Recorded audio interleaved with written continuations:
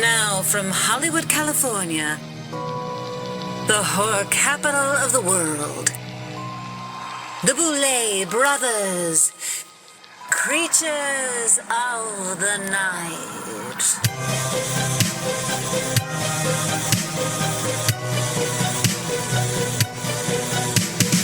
Welcome back to the Boulet Brothers, Creatures of the Night. As always, we are your hosts, the Queens of Darkness, the Boulet Brothers Dracmorda and Swanthula. And we have a lot to catch up on, so let's dive right in.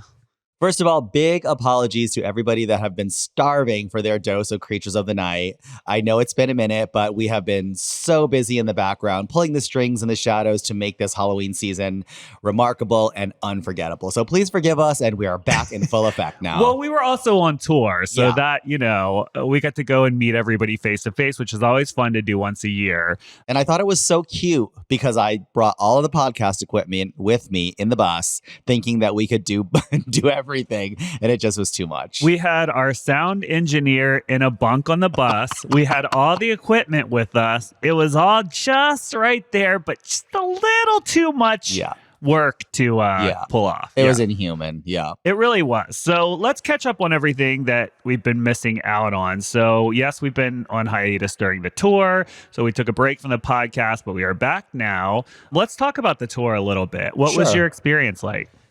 My experience was pretty much par for the course in my feelings about touring in general. I love the tour. I love the live experience, not only for myself, but for the fans to see and feel and just be surrounded by that energy. And I think you get a different level of appreciation. You know, we know that their fans are out there in the comments or in our DMs when it comes to the show, like the TV show. But when it comes to the live show, you get this really personal, visceral interaction, and it's awesome. It's irreplaceable to me. Yeah, I agree with that. I think it was fun, too, because this is the first time that we've sang live on tour. We sang our music. So to me, it's important for us to always challenge ourselves. That's something we've never done before. And, I think a lot of people think of us as masters of our craft when it comes to performance and all that stuff. And they always, I hate to hear it, but this, people are always like, oh, of course they're going to put on a good show, which is so irritating because I'm like, it's not a given. Like, it takes a lot of energy. It does. Yeah. And so it feels a little underappreciated. But, I think even with us, I'm like, no, like there's still things we want to do and learn and grow just like every other human being. So I thought I think it made it a little more exciting this time to be doing something different in addition to what we normally do. But we also still did deliver our brand of shows with the Ghost Town thing as well. So I thought it was just overall great. I also didn't get time to thank the cast at the end for coming with us, but they were all so gracious and positive and fun to be around and professional. Like, I would definitely tour with them again. Yeah. And we did give them our appreciation and kudos, like at the end and the curtain calls of like many of the nights along the way. So I know that they felt the love, but I'm almost glad we didn't get to necessarily like say goodbye, everybody, because it leaves it like to be continued. There's like 3 dots at the end of that sentence. So they're like, we will be back, you know? That's true. There were some highlights. All of the fans across the board, and I feel so grateful for our Dragula fans because they come out in droves and they have the best punk rock, crazy energy. It was just explosive. I would say every night, but there were a few that really stood out for me. And I need to give some props to Cleveland because I didn't realize how punk rock and amazing that city is.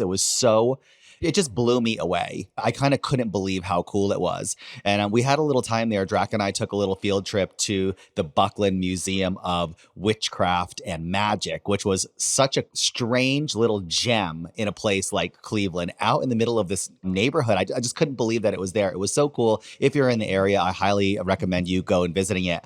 Brooklyn was amazing as always. The LA show was like, yes, it was our homecoming, basically, but we had people from Knott's there and people that helped us with the EP and just all of our friends. But I think the one that surprised me in a good way the most was New Orleans, because we had never been there and we were right in the French Quarter at the House of Blues, and the show was incredible. And flying off of that energy, we all hung out the next night and did this ghost tour of the French Quarter, which was so good. I have such a great sort of like gleaming afterglow about being in New Orleans this time. Well, we've been there a million times. We've just never performed there. Yeah. And I thought it was really fun too. You remember back in the day, we were like the grand marshals of the New Halloween Orleans Pride. New Orleans Pride or yeah. Halloween Parade or something, and it got canceled due to COVID. And I was so mad. I was crushed. If you're out there, councils in power or whoever books Pride or the Halloween Parade in New Orleans, our mailbox is open. If you asked, we will come. Yes, but I will say this next year, the mailbox is going to be closed. We just talked about that not a couple of hours ago. I am really, literally only doing a few things next year, like no matter what. And they'll be good. They'll be good. Yeah, they'll be great. But we literally said yes to like way too much stuff this year. I think so too. But speaking of, one of the things we said yes to that I'm very excited, and we haven't been able to talk about it on the podcast yet, is Not Scary Farms has been happening. So we were the hosts of Not Scary Farm this year, and we did our first couple of nights, and it's exactly what I thought it was going to be. It was so much fun. It felt so correct. Yeah, a lot of fans showed up and brought things for us to sign, and there's a meet and greet, and we've been walking around the park and like going in mazes and interacting with the characters and stuff. It's been a lot of fun. Yeah, and there are more days to come. We will be appearing at the park Thursday, October 9th, October 16th, Friday the 17th, Thursday the 23rd, and Sunday, October 26th. Now, these are the days. This is really our introduction to the crowd year, because next year there's going to be like a full takeover and a big bona fide Boulet Brothers presence at the park, even bigger than this year. But we tried to pepper in as many appearances that we could through this season, because we're also going to be in Sacramento. We have our Halloween ball in Boston on Halloween night, but we also have our Boulet Brothers annual Los Angeles Halloween Ball on October the 25th. It's our 25th anniversary in the year 2025 on October 25th. Tickets are on sale now, bouletbrothers.com. I think Dragula.com. Both of them will link you to the ticket link. Go get them, because the show always sells out. It's stellar. The lineup is incredible. Do it now. Yes, and it's our 25th anniversary, but we're also returning to the Globe Theater in downtown LA, which we did the party there for a decade. And we have a lot of roots there, because if you look back, the season finale of season 1 was filmed on a stage different from all the other episodes, and that is the Globe Theater. And seasons 2 and 3 were filmed there too. Right. Season 4 was there too, but it was a little different looking. It's just interesting how your fate can be braided in with something, and sometimes the braid comes loose and you float apart from each other, but the weave always comes back together. And this year we are rejoining with the Globe, and I could not be more thrilled. Yes, and your weave will also be coming back together for the Boston Halloween show on October 31st. And then on November 1st, I will be scalped. My weave will be evaporated. No, because on November 1st, you'll be at JR Spooky Shack outside of Boston doing a signing. On November 2nd, holy shit. November 2nd will probably be with Steve Orlando in Salem. Yeah, as is tradition, right? Yes, and then November 3rd, we will sleep the long sleep. I just want to go to bed for like 3 months. Me too. Although I did notice we were completely destroyed after the tour, right? And then we did Knott's, and then I was really destroyed and I didn't even want to get out of bed. But then when I did get out of bed, I decided it would be a great idea to spend 2 12-hour days gardening. What the hell? I don't know. I need help. Something is wrong with us. Something is definitely wrong with you. Like it just, yeah. Well, we left our magical gardens abandoned for 6 weeks. So we came back and it was a disaster. Yeah. Anyways, all right. So here's the big news, right? The Boulet Brothers Dragula material started coming out while we were on tour and while we were on hiatus for the podcast. So we haven't been able to talk about the Boulet Brothers Dragula Titans at all on the podcast. Crazy. So today we're going to dig into all of it. It's our first official post-mortem recap of the Boulet Brothers Dragula Titans Season 2, Episode 1. So we're going to take a quick break, and when we come back, we are digging into all things Titans, and we're going to recap the first episode. Stay tuned.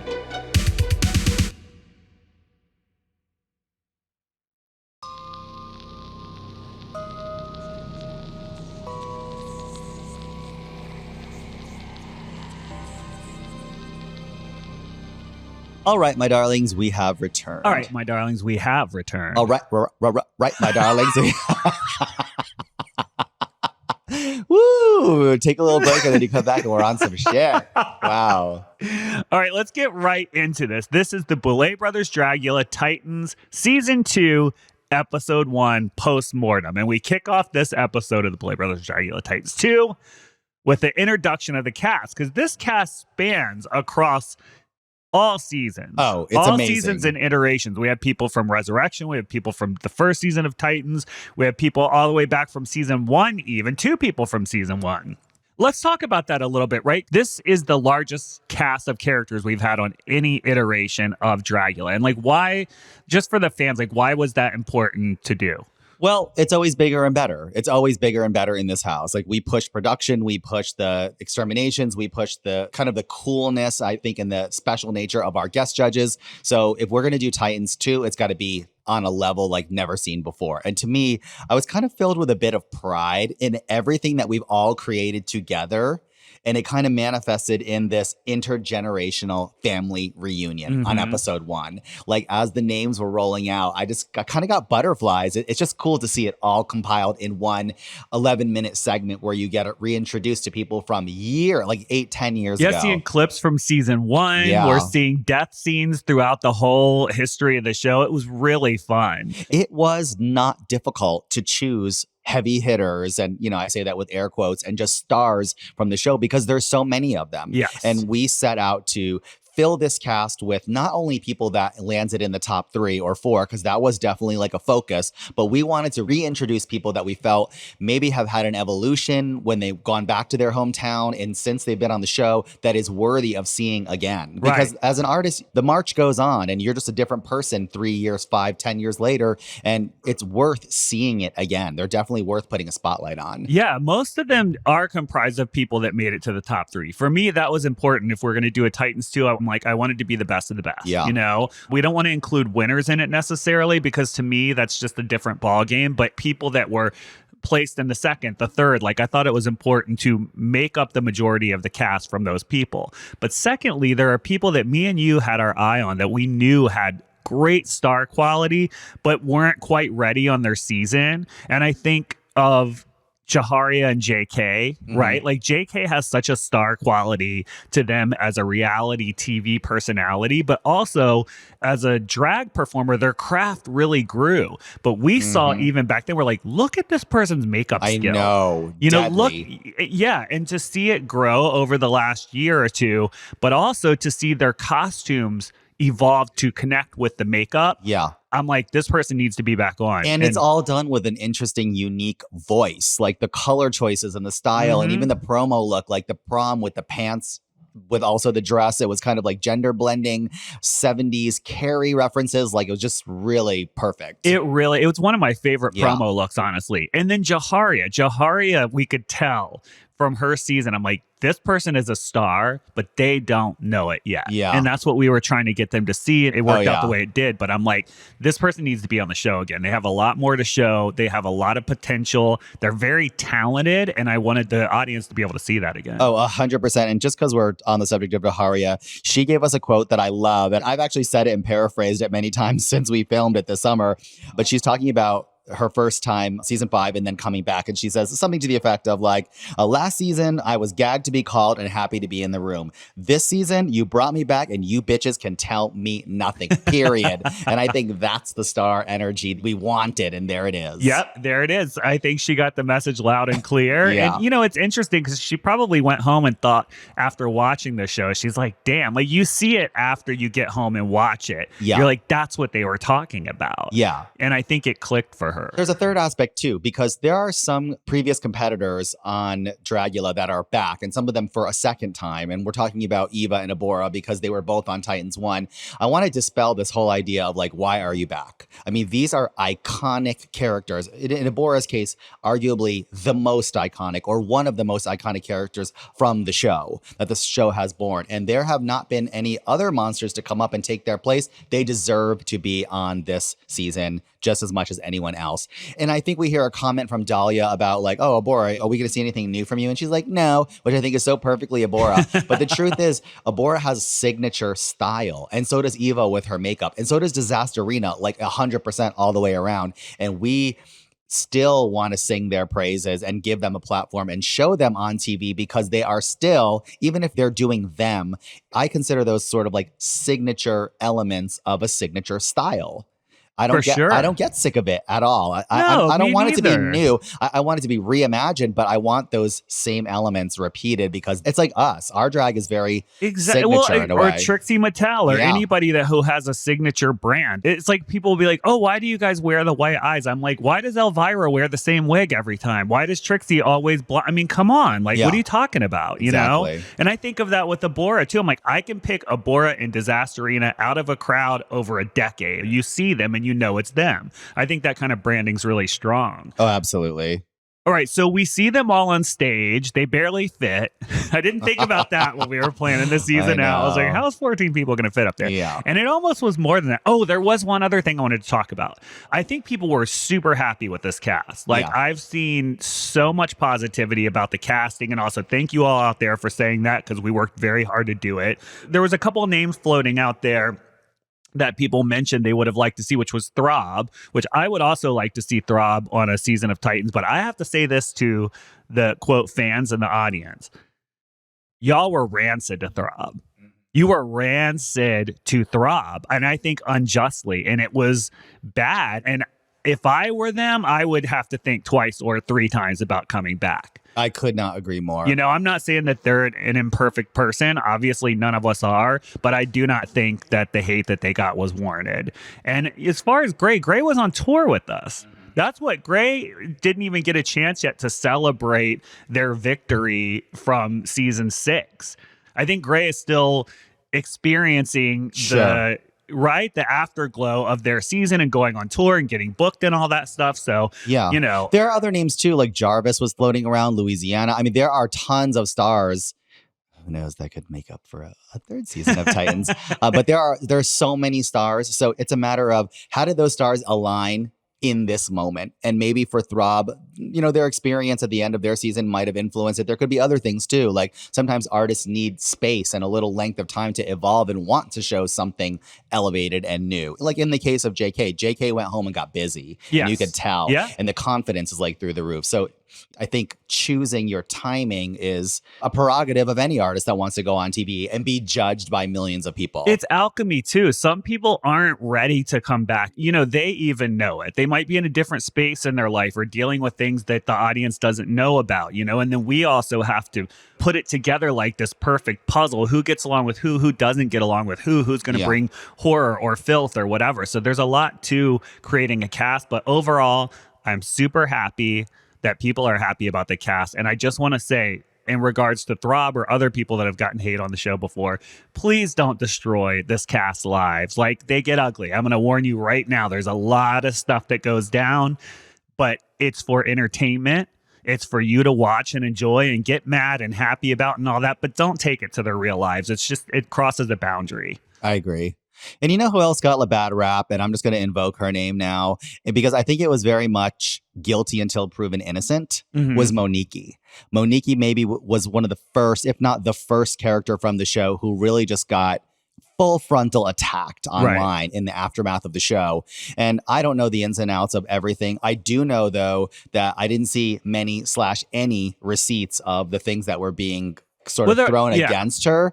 And then their accuser turns around and then gets absolutely canceled because of some sexual assault allegations. And it's a crazy twist of fate how that goes. I think Monique got a very bad rap, was very much mistreated by everyone, and really deserves it. I mean, Monique, if you're listening, I'm going to apologize for everybody. I don't think you deserve that at all. I agree, but I will say this about Monique. I don't think that they did what they were accused of. But I do think their behavior at that time was atrocious. Oh my God, it was so messy. So, I mean, attacking fans, fighting with people. And so it didn't help, right? It certainly wouldn't get anybody on your side to hear your side of the story. No, of course, but very much like Kim Richards and others from reality shows, that their calling card is mess. Yeah. And I fucking love those characters. Like, we cannot destroy our messy characters. They make reality TV better. I know. What would a show be without them, you know? I know. But again, with Monique, that was that was like a decade ago. So it's like they're a completely different person now. But yes, back then I think they were mistreated. But I also think they handled it the poorest that you could possibly handle it. Agreed. But no ill will towards Monique. Monique is great. One of the most iconic villain scenes from the history of Dragula, if you ask me. I'm not going anywhere. Not tonight. I mean, it is, you watch it now and it holds up just as strong as it did back in 2018 or whatever. I watch it, I'm like, why did she go home? Exactly. Yes. Okay. Granted, she had 2 feet of red rubber as an outfit, and that was it. But still. Yeah.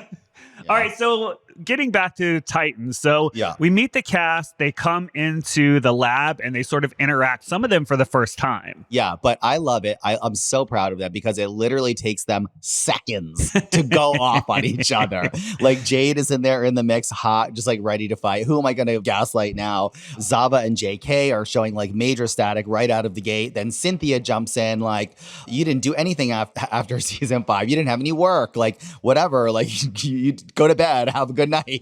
And it was like so good. You know what I thought was interesting is Cynthia was this big personality on her season, but I didn't know how she would be with this cast because she's a big fan of the show. So I didn't know she would get intimidated by the other personalities, but she did not with a capital N Knott. Okay, JK nails it in the trailer for the season because there's a scene that comes up later in the season where Cynthia's like, what the fuck did you say about me? Right. And JK's comment encapsulates Cynthia this entire season. Oh, she's activated. Because you know why? You know why they're doing it? Because a lot of them on their season, they held back and they didn't want the fans to hate them. So they didn't say what they really thought and all this sort of things. Yeah. And so you see in this episode, they're like, no, I'm not going to do that again this year. I'm going to say exactly what I think. Even with Eva, who is very nice and mild-mannered, and she really thinks about everything she says. Yeah. You could see her struggling with it because she's like, I don't want to get my head again, but okay, fuck you, you know? Like, yeah. I wrote the word trauma. I think it's a little bit too strong, but I do think there are trauma elements from being on TV the first time, learning what it means to be on TV. And we're seeing in many of the competitors what that influence is. And for Eva, it is kind of like rethinking and making sure that she speaks with clarity so that there's no miscommunication and she gets attacked for no reason. Yeah. For Sigourney, it might be a little bit of a shadow of like overconfidence or the fans and like what they might not do to people that come for her. And Zava basically looking right at the camera. She's like directly talking to Reddit, which I kind of live for. These are the symptoms of having been on television once and now they're being back. And yeah, I agree with you. Cynthia is showing super strong personality. Jahari is like, I'm here, fuck everything. JK is in full effect. Like, I love it. Yeah, it's so juicy. good. Everybody's speaking up. Loris is even speaking up and conflicting with them, which I think is really interesting. And then we have the ultimate moment. Vander appears. Oh, Vander's reappearance on the show. Vander Von Odd's return to the Boulet Brothers Dragula. It made me so happy to see Vander again. Just like exactly as fierce and poised as you would expect her to be. One word, immaculate. Yeah. Like Vander's, the dress, the hair, the perfect little one drop of blood from the pin, the delivery, the makeup. It was just so on point. I still think Vander is sort of the blueprint, you know, for a Boulet Brothers Dragula winner. Absolutely. Like, absolutely. And so I was really, really happy to see her back. She did such a great job. You're going to see a lot more of her this season, and I'm thrilled about it. Super exciting. The cast weren't as excited to see her, of course, because they thought that, which I thought for a minute after, I know. At the moment, I was like, okay, it's a gag. But then I was like, would that be kind of cool? I'm like, no. Because they were all like, I'm just going to leave. Yeah. Yeah. But so, yeah, the cast weren't excited, but then they were thrilled when they found out that she wasn't competing with them. And they didn't have to do anything crazy for this first fright feed. It was just picking a needle out of a voodoo doll. Right. Yeah. Right. To which Dahlia picks the one that gives her the ability to put someone up for extermination, which we'll get to a little later. Yeah, well, she later threatens that Eva, who was speaking at the moment, was like, oh, well, she's probably going to be the one that gets the prick from this needle, but she ends up picking someone totally different. Yeah, definitely. So they get their first challenge, which is the Halloween house party. They have to come up with a classic Halloween look. This is one of our favorite challenges from season 1 of Titans.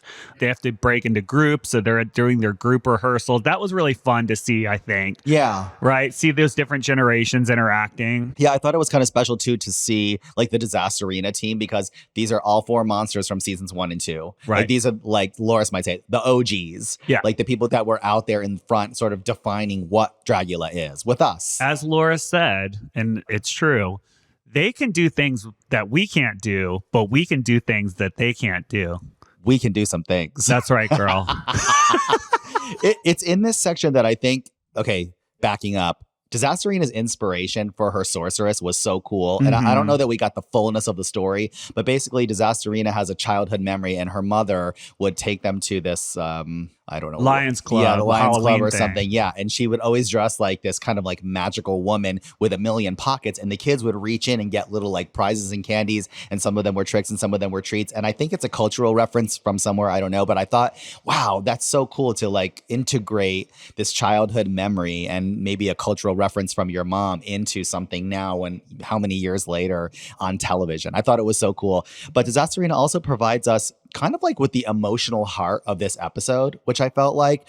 And you hear like directly from Disastarina's mouth, the experience of being on the show the first time was life-changing. They're incredibly grateful, gets emotional. You could almost hear the tears in the voice about being invited back to feel that feeling that they felt in season 2 and how special that was to feel it again. And that really touched me. Yeah, me too, because I didn't actually know that she felt that way. I Neither had no did I. idea. Yeah. And I've always thought Disastarina was brilliant. What a character. Oh my God. So genius. Yeah, so I'm really excited to have her back. I don't think the Titans 1 was the right time, but this is definitely the right time. Absolutely. Yeah. All right, so they go through the rehearsals. They battle a little more. Priscilla's running around chatting with everybody I love instead that. of rehearsing. Love that when she's like, I almost wrote it down for notes when she says like 2 or 3 different like non Smoking is sequiturs. bad or something like smoking that. is bad. Hey, I was talking to the Boulets and they told me how much they fucking hate your guts.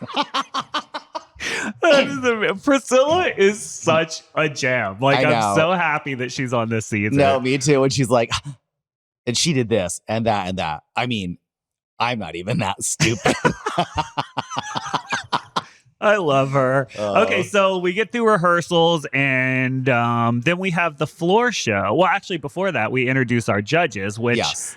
another, like, just to me, I think is really special to have Vander on the episode, to have Victoria Black as the first judge. That makes a lot of sense to me as the winner of the first Titans. Yeah, 1,000%. So having Vander and Victoria back in that, it was just so cool. I mean, even if you think about it, we have Vander on set the same day that Frankie was there and Loris from season 1 Yes, and almost Victoria half as the well. I cast. mean, it's so cool, Yeah, you know? It really is. And of course, David Dasmalchian, who is basically one of our best friends now. He's so cool and has such a great perspective on horrors, and it's nothing but a pleasure to have him. So we were more than happy to roll out the black carpet for David to return. Yeah, and he is one of those people who watch the show with us at home every Monday when it comes out. Like, we have a viewing party and he actually is the one that organizes and puts that all together, and so he has a lot of opinions and knowledge about the show. Like, he's a super fan of the show, so I think that it's perfect to have him on episode 1. And you can tell he's getting a little ballsier, a little more brave with his judging because he contradicts us, and I was gagged. Yeah. Well, I think you even see it in the footage. on the first Titans, he was very opinionated, which is why I connected with him initially, because I'm like,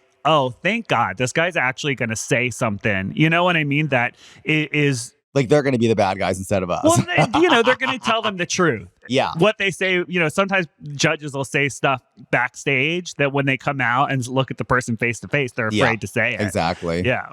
So it was great. And honestly, I thought the floor show was super fun. Everything from the Scooby-Doo Dragula license plate in that party van through the house, All Hallows Eve. Almost everybody knew the words. It was just kind of fun to see. That was special, I think, for us personally, just like with the song and everything. Especially now with us directing it. And it's interesting. I don't know if you do this, but when we're behind the scenes in those moments and we're directing something like that, yes, it's our song playing, but there's a disconnect for me. Like, I don't feel like Dracmorda, singer of this song, when I'm on stage directing. Agreed. I don't either. I feel like it's a different me and a different job. And it only comes together. Those two me's come together and those two you's come together in the final viewing when we're like, now we're viewers and we're like, oh, right. Yes. I don't see it until I sit down with people. Like last night, we sat down with the group and watched it.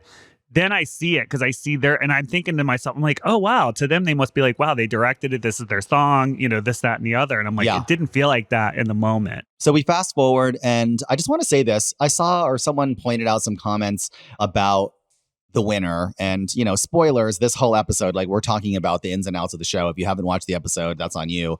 But universally, Eva, with her performance, the interpretation of the challenge, the look, just the choreo, the lip sync, everything, the star of the night. But Blackberry was right Blackberry there. was like 0.25 behind, like literally a quarter of a point behind Eva. Like couldn't been closer. If it wasn't like a cheesy thing to have two winners on episode 1, it would have been the two of them. And the reason why was because Eva's group was tighter. Yeah. And their choreo and their lip sync was like, okay, that's the tipping point for Eva. But I thought Blackberry was phenomenal. Yeah, I agree. And so was Jaharia and Abora. Like, there were so many standouts. And God, just to say it again, I feel like I've said this 3 times on the show, but now I'm going to say it on the podcast.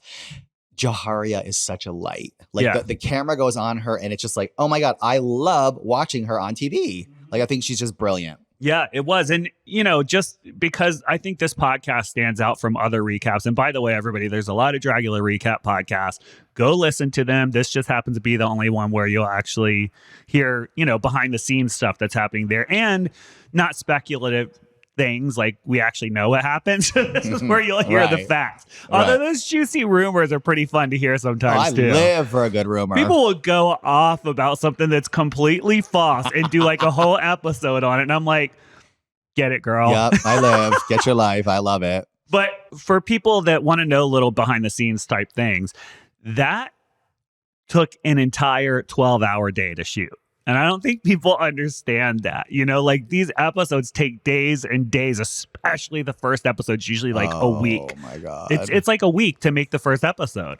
Yeah, that was a long day. And you see it whittled down to like 6 minutes. It's so crazy. But some of that stuff does impact our judgment too, because we're there and we're seeing more. It's a TV show that has to fit within, for this premiere, hour and a half. So there's only so much you can keep in. But some of the things that happen that we don't get to show does influence our judgment. So you just have to trust us a little bit. Exactly. So we get our winners. Well, we don't get our bottom performers because we deviously, in our devious genius, we put it on them to choose not just anybody, the weakest link in their own group. And I think when I articulated those words, you could see just the crestfallen, oh my God, like come over their faces. Everyone's in such a good mood until that moment. And you felt the terror. And I was like, we're off to a great start. No, it's so good. Because you know why? I didn't want this season. There's a thing that sometimes happens on Dragula where you're like, I'm a really talented artist. I'm going to be a quiet, wise, nicey cutie, and I'm going to be in the background and just win everything and win the show. And I never get messy. I don't want that to happen. Yeah. So this way, it's like you're going to talk about your differences because you have absolutely no choice. And if you're going to sit there and say, well, actually, so-and-so didn't pull their weight on our team behind the scenes, you're going to say it in front of the scene. Yeah, exactly. And so I wanted to make them do that and start this season off. That's how it's going to be. And I think that energy absolutely continues throughout the entire. So successful. And this decision to make them vote for the weakest link in their own group, to choose who will be jumping off the bridge to nowhere, it's such a genius play because we get the cauldron of all cauldrons on the first episode of any season. It is so high powered. It's great. But before we get there, there's one thing I want to add. I notice a lot of times on the show, if you're a competitor and you're not on the bottom for that episode, when the episode airs, they'll come out and be like, so-and-so was on the bottom. You're so good. I don't know why they put you on the bottom, and kind of bag us. And now I'm like, okay, no, that's not happening this episode. You're the one to blame. You're the one that put them there. How does it feel, Oh, absolutely. Anyway, so on to this cauldron. All I can see is Jade painted green, pointing at Dahlia. Oh, there she is. Girl. This is the girl I remember. Oh my God, it's so good. They start calling each other delusional. And it's kind of scary. You see how much in like the talking heads, the testimonials, and even right to their face, how much judgment Dahlia has for the people around her.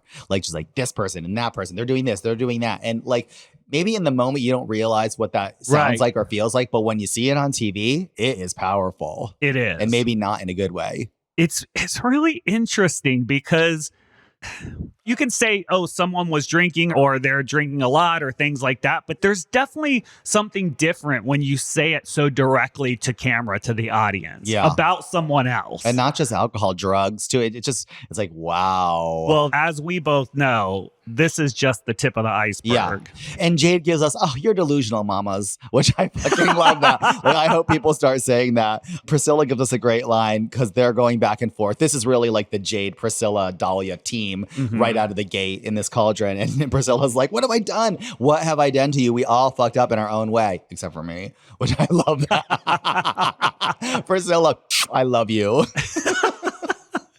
Yeah, again, Priscilla was so fun this episode, I think. And interestingly, her and Dahlia have a history from their season. When they were on season 3 together, they fought like cats and dogs. Oh, yeah. Yeah, so here we are kind of back to that storyline. And then we have what I think is probably the most interesting development was Blackberry and Jaharia voting for Cynthia. Yeah. That was hard. That was a hard moment. Those tears were real and they happened instantly on stage. I mean, I think Jaharia, Blackberry, and Cynthia are all just good-hearted, honest people, and I think that was hard for them. I agree. Yeah. I agree. That's tough. And that decision will ripple, and people will see what that... I don't know if I call it a ripple or a tidal wave, but it lasts. A tsunami. A quiet storm, though, is brewing in the side room, in the sewing room with Sigourney and Eva. Like, this was a moment when I saw this footage, I was like, oh my God. Oh, can I tell you, on set, pin drop. Yeah. You could hear a pin drop. The entire crew stopped what they were doing. And it's the first time there wasn't someone annoying in the background building a set or doing something or making noise. I mean, the whole set was silent and they were just looking like, holy shit, we did not expect this. I didn't expect it either. I was like, is this really happening right now? It's kind of interesting because there were some foreshadowing earlier in the episode, like when Dahlia talks about, oh, I'm going to use the pin on a heavy hitter. And Blackberry's like, that's a bad bitch move. I respect that. And Eva says the same thing and then later gets the opportunity to do it. I think Eva might be struggling with that inner voice of being like a target and the trauma from season 3 and not knowing what to say and overly explaining. But I think at heart, she made a power move and it is a bad bitch move. Yeah. It is. We'll see how it plays out. We'll see how it plays out. But I just have to say the seeds have been planted on this episode. And just for viewers at home, I will promise you this. This is probably the lightest it is for the rest of the season. Yeah. So just to parrot what Drac said earlier, a lot of stuff happens on this season. Like, get ready, girls. Put your adult panties on because they're going to be twisted. And don't take it out on the competitors. And don't at me. I don't care. Do not never do it at Boulet Brothers if it's a negative feedback at all. Yeah, because I hate you and I don't want to hear it. And there's a good chance Drac will block you. Anyway. Well, that's not true. I'm not even going to see it. I'm not, you know what I mean? Like, people don't know, like, we don't run our own social media. If I don't want to see it, I could literally go an entire season without reading one comment now, and I love it. Before we take a break, I do want to address the one save that we were able to play after everyone had been put up for extermination. And we chose Sigourney simply for the reason that it would cause the most carnage and be the messiest. Then the cast decides who's on the bottom and who's going to the bridge to nowhere. So it was our return to the bridge to nowhere from season 5. Only this time they had to take brooms and witch hats because we had to make it make sense with Halloween. And I do want to address us saving Sigourney. That really the only and primary reason we did that is because it would be the messiest and the most chaotic. Absolutely. And it wasn't warranted. I mean, neither was Abora, but still. Yeah, that's her fate, and she has to live with it. I thought it was important to leave Sigourney back at the mansion to battle everybody. I didn't want to remove her from the playing field. It was smart.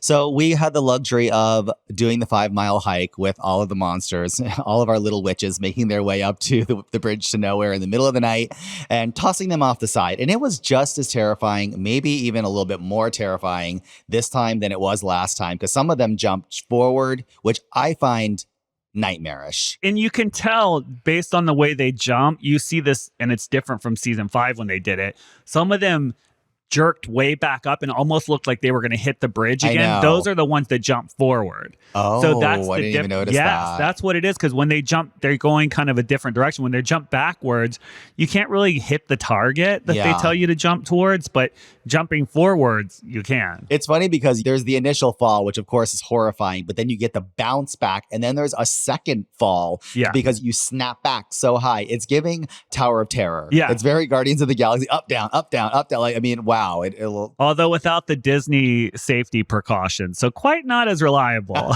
Not quite as reliable. I mean, I thought that was a perfect way to end the episode. Obviously, you don't learn who went home on this episode, which get used to because that's going to happen a lot. Why? Because we want the audience to realize who went home at the same time the cast does. And also, we're not doing death scenes because they're already dead. Yeah, so we're switching it up. We wanted it to be different this year, and that's what we're doing. Yeah, and I want to say this again, just if any of you get in conversations online, remember, this is the Boulet Brothers Dragula Titans. It is not the Boulet Brothers Dragula. It is under a different heading on all platforms. It is a different show. It is a spinoff. It is not going to have the same stuff that Dragula has. Let that sink in. Let that sink in. All right, we're going to take a quick break, and when we come back, we're going to answer all of your listener questions.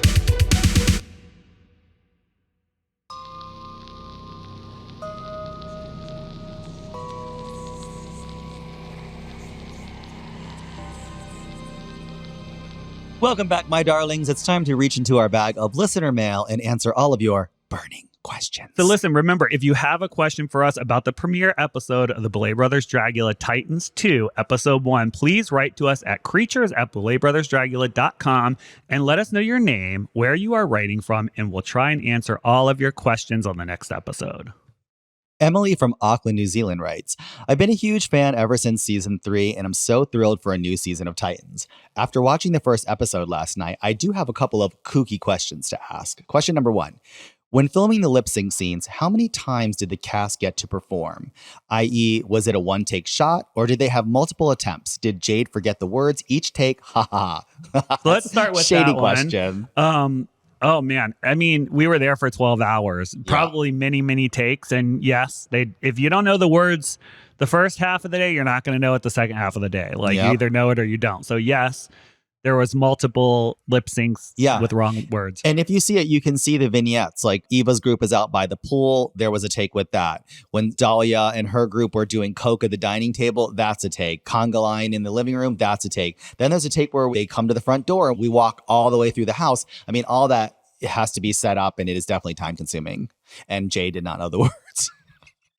All right, her second question is, if Sigourney had convinced Eva to also vote for Zava for the weakest link, would you still have saved someone from that team, or would you have chosen another team to save? I think I would probably have chosen another team to save. That's my vote. I don't know. What do you think? Yeah. Honestly, just to throw it out there, and I may have made a different decision back then, but if you ask me today, I think I would have saved Cynthia. Plainly put, I don't think that Zava scored as highly as some of the other people did. So that's just the fact. But no one shakes a bob wig quite like her. And I still do it to this day. Andre asks, I know the Boulets like to keep their lives mysterious and private. True. But I'm dying to know, were you both royalty of darkness from the beginning, or did one introduce the art of drag to the other? Thank you for introducing me to another side of drag artistry and always keeping it real with the spooky vibes all year long. So we started doing drag together. I think we mentioned this before. Back in our club days, we would do lots of theatrical stage shows, and we did drag then, but not as a particular character. It would be like, today I'm a lunch lady, so I'm going to do lunch lady drag, and in the next show I'm going to be a construction worker or whatever. So it switched around a lot, but that's when we started drag. We weren't great at it, I don't think. Luckily, we got to hone our craft in those days before we came out as a character. Yeah. So we did it together. Amanda from Illinois asks, my streaming service offers seasons 1 through 4 only on Out TV, but it cuts the extermination challenges out, so we never know who goes home. Seasons 5 through 6 are still on Shudder. I was wondering if there is a reason for this. It's very disappointing not being able to watch the wonderful ways you torture the competitors. Amanda from Illinois. Amanda, I have to tell you this. I don't work at a network. I don't have any control over anything that happens once the show gets sent off to a network. Like, we make deals for where it will appear, but Shudder and AMC Plus are the exclusive places that you can see Dragula. If there are some hangover episodes somewhere in some bizarre way from Out TV on Amazon or something, we have no control over that. Yeah, I would say Shudder and Out make additional relationships with other outlets. I think some of the seasons 1 and 2 are now on Prime. Obviously, some are on Out TV. But here's the thing. If you want the way that the Boulet Brothers present it, you got to watch it on Shudder. Yeah, period. Don't watch any other versions. Go to Shudder, watch it. All the seasons are there. I know seasons 1 through 2, through a stupid lapse, aren't there. They're going to be back up there soon. We're working it out in the background, but that's the home. Shudder is the home for Dragula. Miss Harlow asks, I just watched an awful transphobic film on Tubi called Curse of the Queer Wolf, a retelling of a werewolf film where lycanthropy is turned into transsexualism that curses cishet men. Doesn't sound so bad to me. From a queer view, it's a very camp film, but when looking at historical context, it's very queer-phobic. Have you seen this film? If not, what would be your problematic favorite depictions of the trans killer in horror cinema? I personally love the killer in Dress to Kill. Her vintage page boy wig and trench coat was puss. It really was puss. It was. And you're right. A trans character being the killer, or whatever the horror was in a horror movie, that was a trope that happened a lot back in the day. Oh my God, there is a list that could never end. I mean, what comes to mind? Silence of the Lambs comes to mind. Yes, Dress to Kill, Terror Train, Psycho. There's so Rocky many. Horror. Yeah, there's just so much. Yeah, the trans person is a villain. Hi, look at the age we live in now. The Republicans are trying to blame trans people for things that have. I'm like, what are you talking about? It's crazy. But yeah, so obviously that's a dangerous trope. But I look at it a little differently in that you have to look at it in the time it was written, because times change, right? It's you could watch a movie in the 30s and attitudes about racial equality would be very different than they are today. But I still think that those things, are valid in their time frame. You can erase all that stuff, but then you really don't have any idea what history was like, which I think is equally dangerous. Yeah, but it's a little hurtful to look back and see at the same time, you can be grateful how far we've come, to look back and see the way that people in these marginalized communities, like the trans community, and by extension, the gay community and the queer community in general, we've always been the bad guy. It's why queer people can relate to the monsters in horror movies. It's why we can relate to the villains in Disney. It is why we created Dragula. It's all sort of the same. And to answer your question, what is my favorite, maybe problematic representation of kind of trans representation in horror? I would have to say, at least in this moment, it's Frankenhooker. It's so problematic, but it's also so campy and fun. I'd love that reimagined and maybe putting the trans roles in empowered position instead of problematic position. Yeah, I think that as well. Jake from Richmond, Virginia asks, I have 2 listener questions about your favorite yearly haunt, Not Scary Farms. Yay! First, I saw on TikTok the opening ceremony of the Green Witch casting a spell. Needless to say, that witch was, I can't say this word, and I think she put on an A+ performance. If she was on Dragula, would she be put up for extermination based on her performance and look? I'm going to say she has a messy attitude. I think she'd be good drama in the labs and the cauldron and stuff. I don't think she has the looks, the craft to go the distance, but I think she'd be a great messy villain to go through to episode 5 or 6. That is the perfect breakdown, because the look wasn't horrible. And I think there's something kind of classic to it, right? It's very what we as American in pop culture picture the green skin witch. It's perfect. Yeah. But she is sort of nasty and a little spiteful. And I like that. But what I will tell you and what you will know is, in my history of Knotts, that green witch transformed into the kindly old Mrs. Knotts that works at the chicken dinner restaurant. And if she did that, she would win the season. Oh my God. Second question. I briefly remember Swan mentioning that her favorite ride at Knott's was the Ghost Rider. Given the recent Ghost Train challenge on season 666, I feel like it was a missed opportunity to throw the contestants on it. Would you ever consider making them ride it as a fright feat in a different season? Absolutely. Absolutely. We've talked about it. We've actually talked about them trying to do their makeup on Ghost Rider. And for those of you that have never ridden Ghost Rider, it is a super old, huge wood wooden roller coaster. It is my favorite ride at Knott's. It might be one of my favorite roller coasters in the world, and I ride a lot of them. I laugh, I scream, I have so much fun. Drac hates it, and I love it. I mean, my dream is to put them on the roller coaster. It doesn't stop until your makeup's done. So if you're on there for an hour, you're on there for an hour. Oh, that is so fun. I mean, it would be amazing. So yeah, maybe now with our relationship with Knott's, we can make stuff like that happen. But the truth is, theme parks are very corporate. I mean, that is a liability and a half to try to pull something like that off. Oh, yeah. So I don't know if it could happen, but I would love it to happen nonetheless. That's all the time we have for tonight's episode, Uglies. Please remember to send your questions about this episode to creatures@BouletBrothersDragula.com, and be sure to watch the next episode of the Boulet Brothers Dragula Titans Season 2, Monday night at 9 p.m. That's 12 a.m. Eastern, technically Tuesday. And join us back here next week for a recap of the episodes and the answers to your burning questions. And if you want to go to one of the best Halloween parties you've ever been to, get your tickets now. You can follow all the links on our social media for the Boulet Brothers Los Angeles Halloween Ball coming on October 25th at the historic Globe Theater downtown. We'll see you there, Uglies. The Boulet Brothers Creatures of the Night is hosted by the Boulet Brothers with music by Neuron Spectre.